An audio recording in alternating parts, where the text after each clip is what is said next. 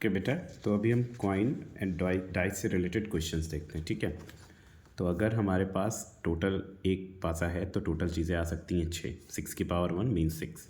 ठीक है ना, 6 की पावर 1 दैट मीन्स 6। 1 2 3 4 5 6 इतनी चीज़ें आएंगी।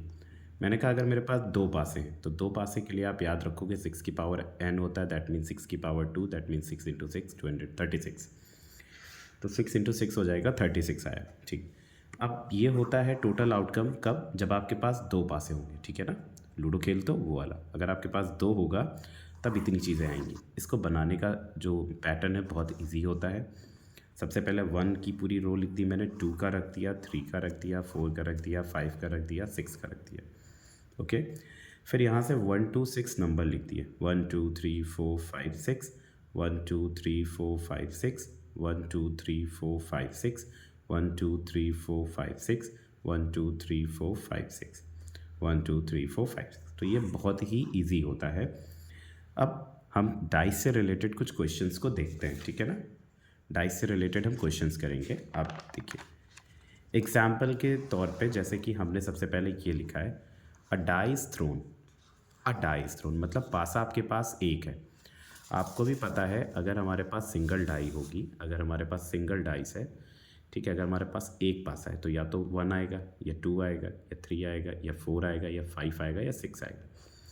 इतनी चीज़ें आ सकती हैं। ठीक है, अगर हमारे पास एक पासा हुआ। अब क्वेश्चन सॉल्व करने की कोशिश करते हैं। जैसे यहाँ पे लिखा है एन इवन प्राइम नंबर। क्या लिखा हुआ है?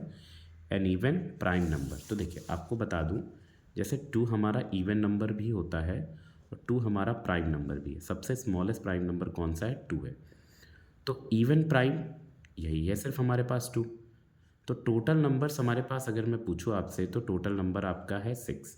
इवन प्राइम नंबर कितना है यहाँ पे? तो आप कहेंगे सर 1। तो जब आप प्रोबेबिलिटी फाइंड आउट करेंगे तो टोटल आउटकम जो हो जाएगा, टोटल आउटकम हमेशा डिनोमिनेटर में जाता है, जो कि कितना होगा 6। आने की संभावना उसकी इवन प्राइम की कितनी है? तो आप कहेंगे सर 1 आ सकता है, तो हमने 1/6 किया। तो ये क्वेश्चन आपका हो गया। अब बात करते हैं अ कंपोजिट नंबर।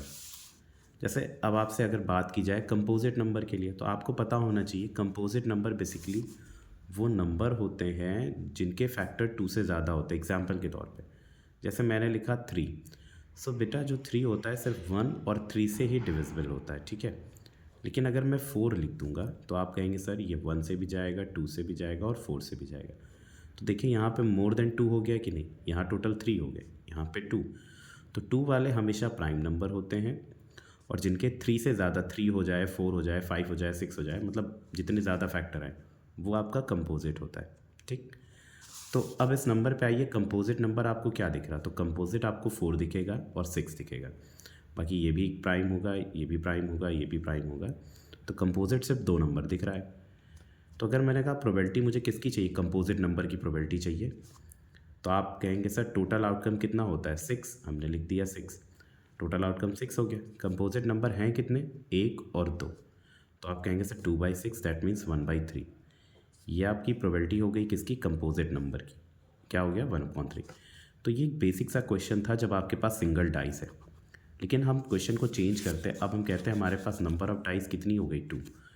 अगर हमारे पास 2 डाइस हो गई तो आपको पता है दैट मीन्स 6 की पावर n, दैट मीन्स 6 की पावर 2। इसका मतलब हो जाएगा 6 इंटू 6 और 36।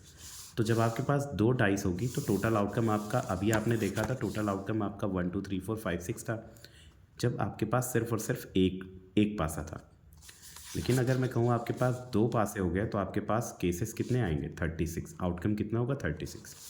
तो देखते हैं, देखिए ये आपने देखा था स्ट्रक्चर, ये आपका है। अभी कुछ क्वेश्चंस हम देखेंगे, आपको इजीली समझ में आएगा।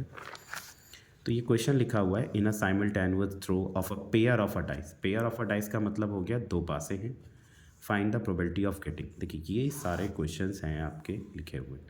अब इसमें से हम कुछ अगर बात करते हैं, जैसे इस क्वेश्चन की बात करें, अ सम ग्रेटर देन 9। इसका मतलब क्या हुआ? A sum greater than 9 it means कि इन दोनों को जोड़ने पे 9 से बड़ा आना चाहिए। 9 भी नहीं आएगा, 9 नहीं चाहिए, क्योंकि इसने बोला ग्रेटर देन 9।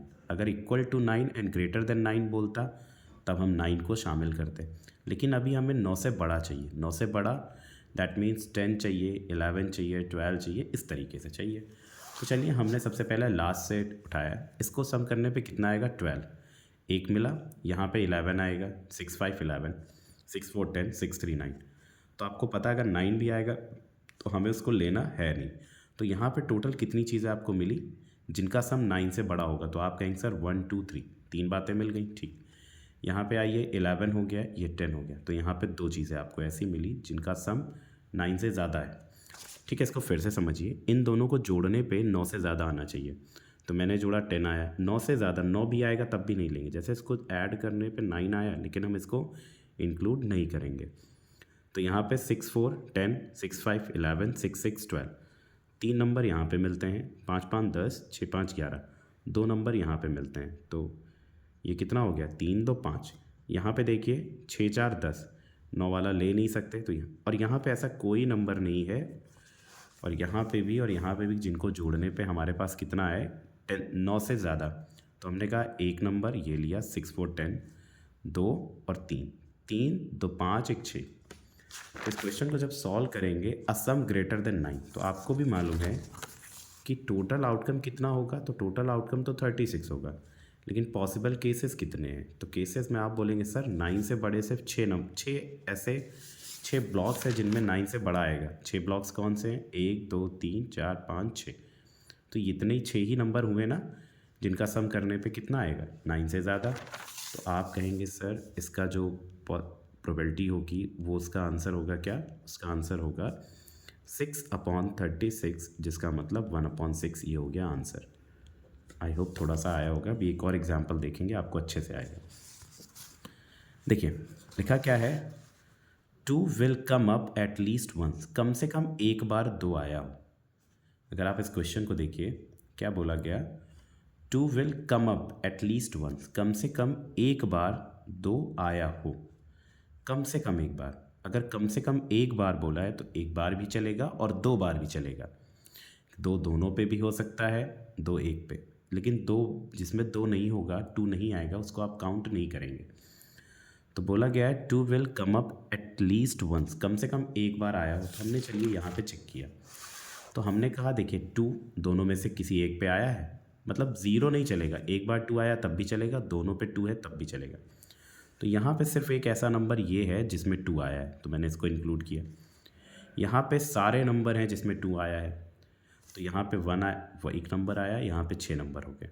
यहाँ पे देखिए 2 कहीं दिख रहा, आपने कहा सर यस, यहाँ पे 1 आया, यहाँ पे 2 सर, यहाँ पे भी 2 आएगा और यहाँ पे भी 2 आएगा। तो आपने देख लिया कि दोनों में से किसी एक या दोनों पे 2 चाहिए। तो देखिए यहाँ पे टोटल नंबर 6 हो गए, यहाँ पे 7 8 9 10 11, तो ऐसे टोटल 11 नंबर हैं जिन पे या तो यहाँ पे 2 आ रहा है या तो वहाँ पे 2 आ रहा है। ठीक है, एक पे आए या दोनों पे आए, तो 11 नंबर ऐसे होंगे जिन पे 2 आ रहा है। कितने नंबर, 11। तो हमने कर दिया। तो अब प्रोबेबिलिटी क्या होगी, तो प्रोबेबिलिटी आप कहेंगे सर टोटल चीज़ें आ सकती हैं वो 36 है, और जो हमने कंडीशन थी उसमें 11 है, तो इसका आंसर हो जाएगा 11/36। आई होप आपको समझ में आया होगा।